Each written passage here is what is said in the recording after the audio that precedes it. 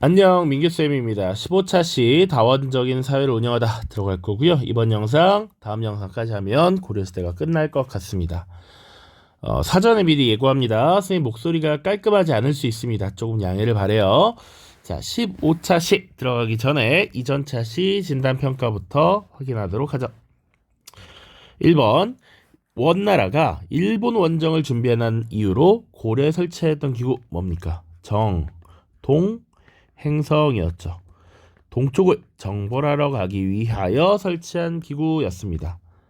자, 그래서 실제로 쿠빌라이 칸이라고 하는 황제 때, 원나라 황제 때 두 차례나 일본의 원정을 추진을 하고요. 결과적으로는 실패했습니다.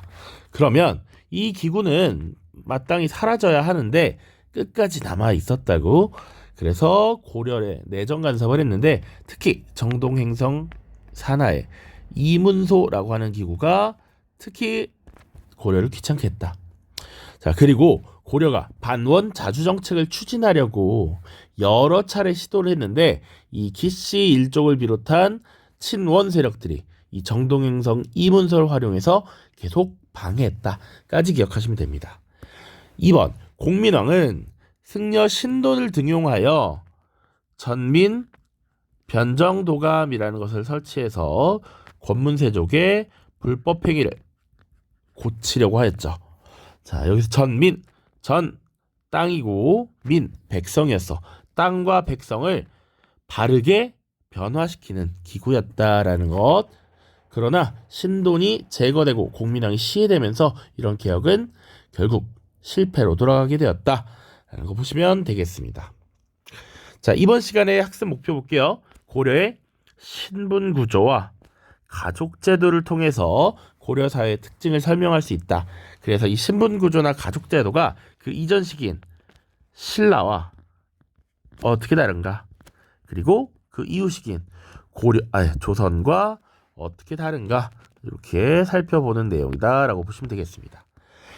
자, 조선시대 특히 사실은 미리 조금 더 얘기하면 우리 고려의 지금 사회를 볼 텐데 고려 시대와 조선 건국 초기까지는 비슷해. 조선 초기까지는 비슷하고요. 양란 이후에 임진왜란과 병자호란이라고 하는 큰 두 번의 전쟁 이후에 그 시기를 조선 후기라고 하는데 조선 후기에 되게 굉장히 폐쇄적인 사회로 변화합니다. 성리학적 명분론이 강화되면서 우리가 흔히 생각하는 이 가부장적 질서가 이때 굉장히 강화돼. 그래서 지금 고려시대의 특징 볼 거고요. 다음에 조선시대의 특징까지 쭉 살펴보겠습니다. 개념 정리 1번부터 보죠. 법제적으로 신분제도가 어떻게 운영되었는가? 법적으로는 딱 두 개로 나누어져 있었습니다. 양인과 천인이야. 이것은 조선시대도 마찬가지야. 법적으로는 양인과 천인으로 구분돼. 그러나 실제로는 조금 더 다양하게 구성된다. 자, 그러면 양인은 실제로 어떻게 구분되었는가? 일단 크게 지배층과 피지배층 두 가지로 구분이 돼요. 지배층 보시면 왕족 당연하지. 그리고 중앙에 고위 관리들이 문벌을 형성했다. 그리고 상급 향리들 이렇게 있습니다. 그리고 중간 계층에는 주로 하급 관리들이라고 보시면 돼. 어떤 일이든 실무를 담당하는 계층이야.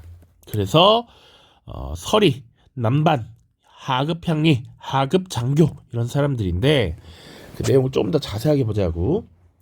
중앙 관청에서 말단 행정을 담당한 게 설이에요. 중앙 관청에서 말단 행정, 실무를 담당했던 것. 그리고 궁중에서, 궁궐에서 실무를 담당했던 것이 남반이다. 그리고 지방 행정의 실무를 담당한 게 향리들인데 특히 하급 향리, 그리고 군사 지휘를 하는데 낮은 수준의 지휘, 낮은 수준의 실무를 담당한 하급 장교들, 이들을 중간 계층이라고 한다. 옛날 교과서에서는 중류층이라고 표현하기도 했습니다. 그리고 혹시나 그러면 이 하급 향리와 상급 향리의 차이는 무엇이냐라고 할 수 있어.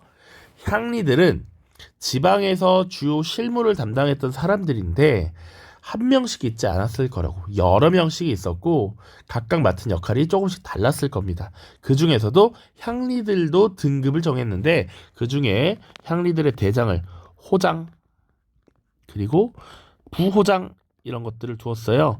이 사람들을 보통 상급 향리라고 해. 향리들 중에서도 지위가 높은 사람들. 됐죠?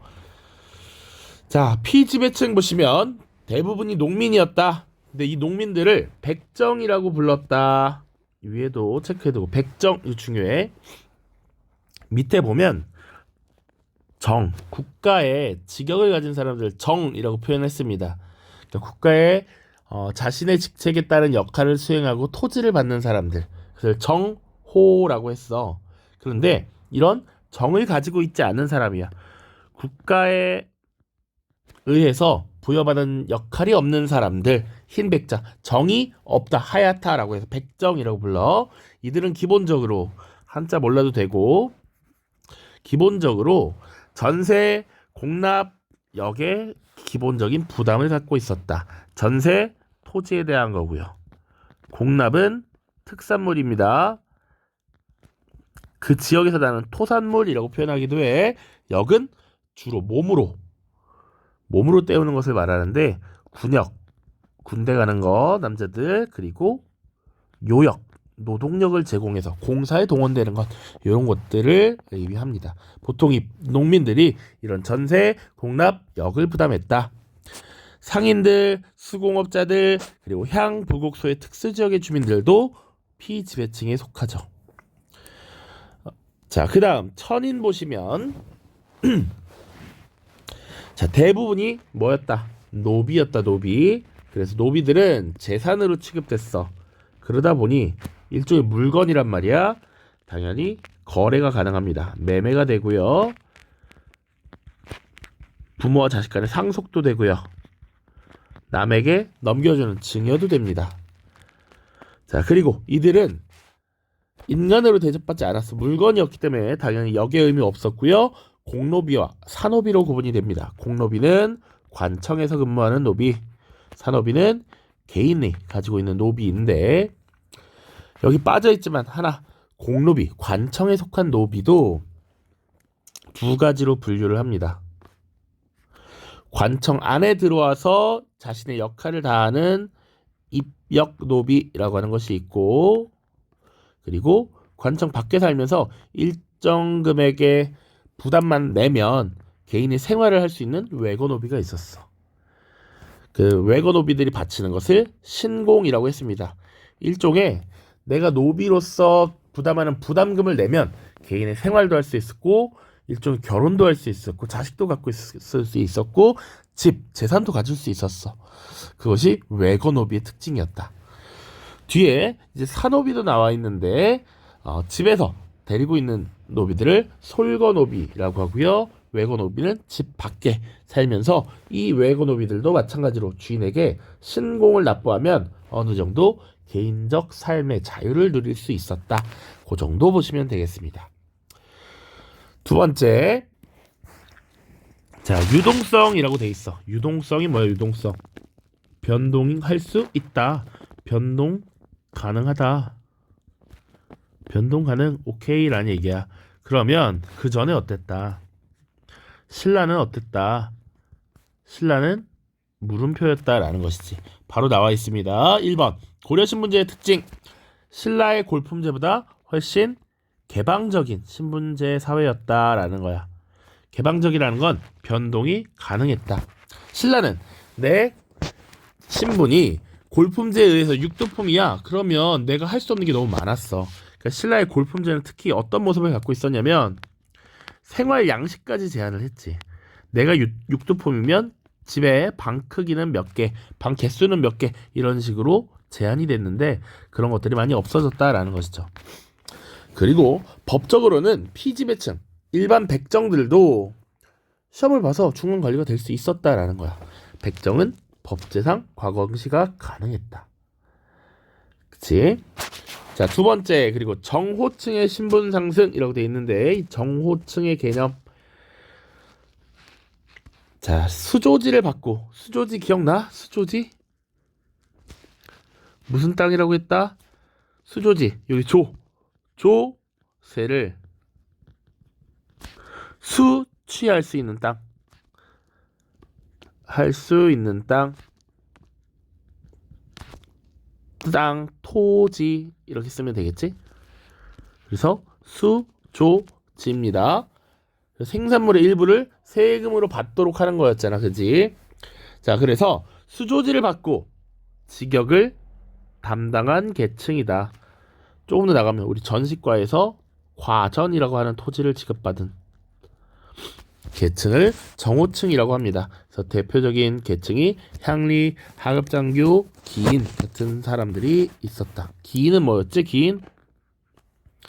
지방 유력자가 개경에, 수도였던 개경에 와서 근무하는 사람들을 기인이라고 해. 그래서 이것을 기인제도라고 했지. 두 번째, 정호층은 활발하게 신분 상승을 하는 모습을 보여준다. 그러니까 이런 정호층이 자기 능력에 따라 신분도 높아질 수 있었다라는 거야. 그만큼 어떤 특징을 갖고 있다? 개방적인 사회였다라는 걸 계속 강조하고 있는 겁니다. 과거에 합격하여 고위 관료가 되는 사례도 있었고 군공을 세워서 무관으로 출세하는 경우도 있었다. 그리고 또 노비층은 주인에게 재물을 주거나 큰 공을 세우면 양인으로 신분 상승할 수 있었다. 보시면 되겠습니다. 위에 하나 더 안에서 잠깐 자 조금 보시면 자 향, 부곡, 소 등의 특수 지역의 주민을 부르는 말이 또 있었습니다. 이들은 일반 농민들보다 더 과도한 부담을 받고 있고 차별적 지위에 처해 있다 그랬어. 기억나? 첫째는 세금을 훨씬 많이 냈고요. 세금 부담이 높았고 거주지를 옮길 수 있었다 없었다? 없었다. 거주 이전 불가능했다. 이들은 하는 일들도 조금 빡셌기 때문에 과거에는 이들을 천민으로 보는 경우도 많았어. 그러나 지금은 양인이다. 차별적 지위를 받지만 차별적 지위는 맞으나 일반 양인이었다. 꼭 기억하세요. 자, 다음 지역의 자율성에 기반한 운영 봅시다. 고려의 군현 지역민이 각각 촌에 소속되고 몇 개의 촌이 모여서 군현을 성립시켰다 라고 하는 것. 자, 그래서 이런 군현은 주로 호장을 중심으로 아까 상급 향리라고 얘기했죠. 호장을 중심으로 하는 향리 집단이 군현의 운영을 주도했다. 자체적으로 군대도 보유했고 독재적 문화와 신앙도 보유했다. 자, 지역 간 위상 차이 보시면 향, 부곡, 소는 특수행정구역으로서 다소 차별했고 그리고 또 주현과 속현 간의 차별이 있었다. 주현은 뭐고 속현은 뭐냐? 주현은 지방관이 파견되는 곳, 속현은 파견되지 않는 곳이야. 그래서 이 지방관이 파견되는 주현이 속현도 주로 담당을 했다라는 것. 자, 그리고 또 지방관이 파견된 주현보다 지방관이 파견되지 않은 속현이 더 많았다 라는 것도 기억해야 돼요. 그런데 조선시대에는 어땠느냐? 모든 군현에 지방관을 파견했다 라고 하는 것도 같이 기억해 둬야 됩니다. 자, 그리고 향도라고 하는 것을 조직해. 향도 고려시대 지역민의 공동체 조직이구나 라고 생각하시면 되겠고 초기에는 주로 뭘 했느냐. 원래 이 향도는 향나무를 묻는 무리라는 의미야. 자, 그래서 당시에는 사원을 조성하고 매향 활동에 향나무를 맺는 매향 활동. 그래서 주로 불교적 신앙 활동이었다. 이런 모습을 보였다면 후기가 되면 주로 지역사회의 공동체 역할을 주로 하죠. 그러니까 마을에서 지내는 제사 혹은 누군가가 죽었을 때 장례를 치를 때 도와주는 이런 모습들. 과거에는 신앙적 모습이 많았지만 이제는 공동체 생활을 도와주는 이런 조직으로 변모하더라. 이 정도만 알고 계시면 되겠습니다. 이건 헷갈릴 것 같으니까 여기다가 이렇게.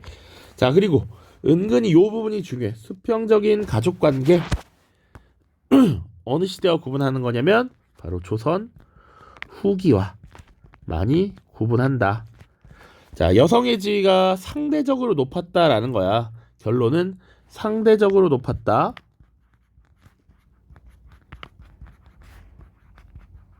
결론부터 일단 내려놓고, 자, 호주가 될 수 있었다. 호라고 하는 건 집이었어, 집. 그 집의 대장, 가장이 될 수 있었다라는 얘기야. 그리고 태어난 순서대로 호적이 기재했다.